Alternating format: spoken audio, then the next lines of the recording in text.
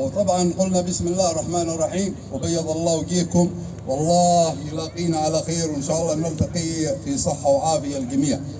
وأشكر اللجنة القائمة أيضا بدعوتي على أساس أني بعض الكلمات نعطيها من الوضع اللي نحن تقريبا فيه حاليا والمنتشر على مستوى التواصل الاجتماعي في هذه الفترة وبكثرة.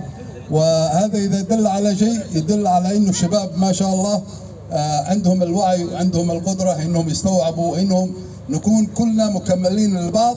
ومثل هذه الندوات مطلوبة من كل الجهات.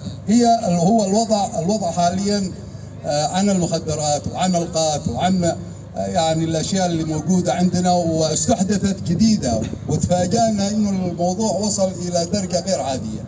لذلك يا أولادي ويا أخواني يجب إنه كلنا نتكامل يد واحدة ضد المخدرات وضد القات وضد أي مؤثرات عقلية تأثر بأولادنا.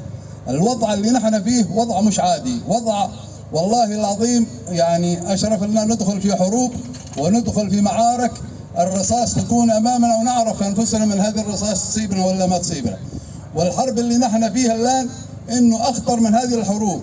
يمكن تقولوا بعض المناطق فيها حروب وفيها استشهاد، لكن الوضع اللي نحن فيه يتطلب من أي ولي أمر وأي رجل عاقل أو شيخ أو رجل عنده ولاية لشخص لجهة معينة أو لأشخاص أو لمؤسسة معينة إنه يحمل نفسه هذه المسؤولية.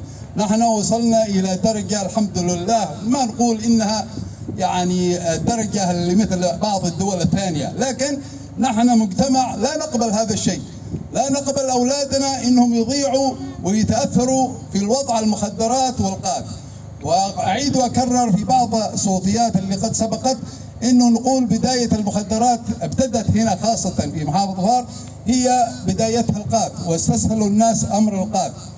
وبسبب الستر وبسبب محاولات المجتمع على أساس إنه فلان ما يعمل غلط أو ما يعمل عار، ستروا حتى تفشى معانا. وللأسف دخلوا تجار من خارج عمان والدولة متصدية لهم، ودائرة المخدرات وقائد المخدرات ومسؤول العام في أي دولة الجهة العمانية متصدرة، لكن الجهات العمانية المختصة تنقصهم حاجة واحدة، إنه ما في تعاون من قبل المجتمع، ما في تعاون عن الإبلاغات، ما في تعاون إنه فيه توعية يعني جيدة. يجب إنه نكون نحن نوعي أيضا، ما حد يخاف من هذا الوضع. لما تشوف واحد بيتعاطي مخدرات بلغ عنه، 1 4 4 4 يعني هذا يعلن فيه في كل التواصل الاجتماعي. لما تشوف موزع تاجر يريد يفسدك ويفسد أولادك ويفسد أبنائك ويفسد أخوانك، يعني بلغ عنه، ما فيها شيء، ما عندنا مشكلة فيه. إيش بيسوي يعني؟ بيقتلني؟ نعرف بعضنا بعض نحن في البلد.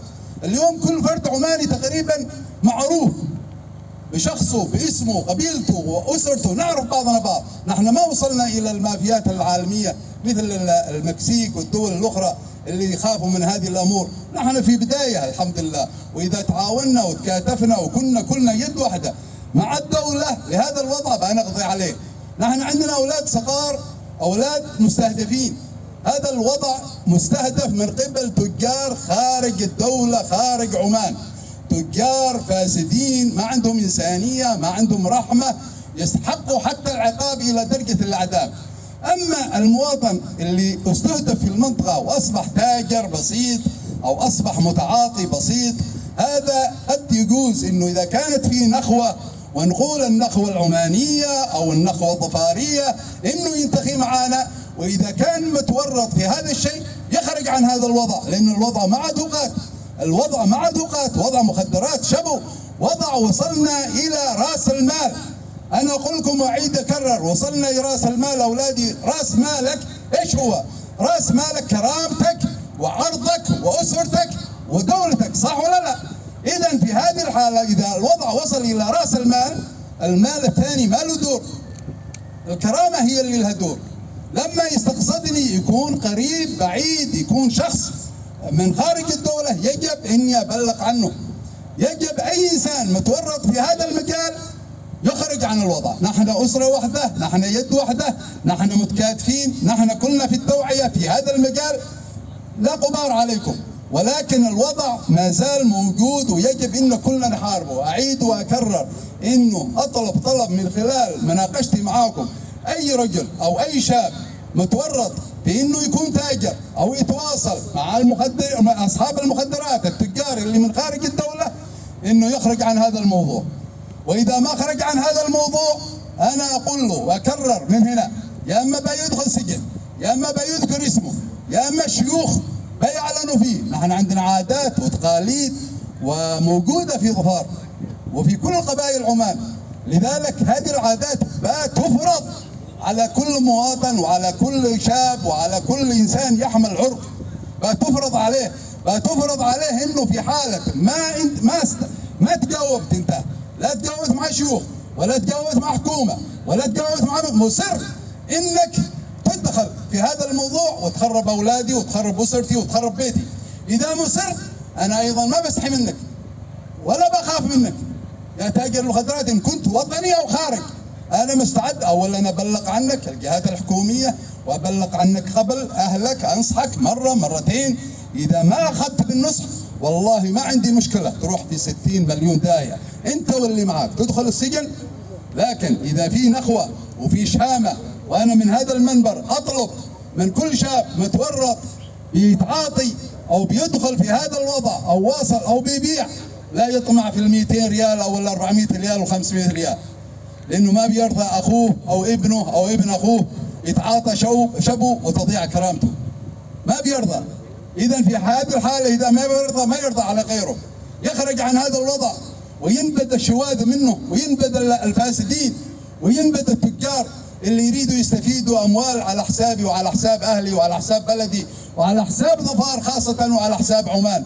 وهذا الكلام قد يصل من خلال تصويركم الان، قد يصل الى بعض الجهات المختصه وقد يصل الى بعض، يعني الحمد لله اليوم نحن في 10 دقائق الرساله توصل الى اقصى البلاد. لذلك ما عندنا مشكله هذه الرساله توصل، ما عندنا مشكله توصل، لانه نريد نحن. وانا اوجه ايضا الطلب الاخر من خلال منبركم هذا وجلستكم الطيبه وتجمعكم الطيب، انا اطلب واتوجه الى كل ولي امر وكل شيخ وكل مسؤول يخرج اللي في ضميره، لا ينبه ضميره بكره بعد بكره.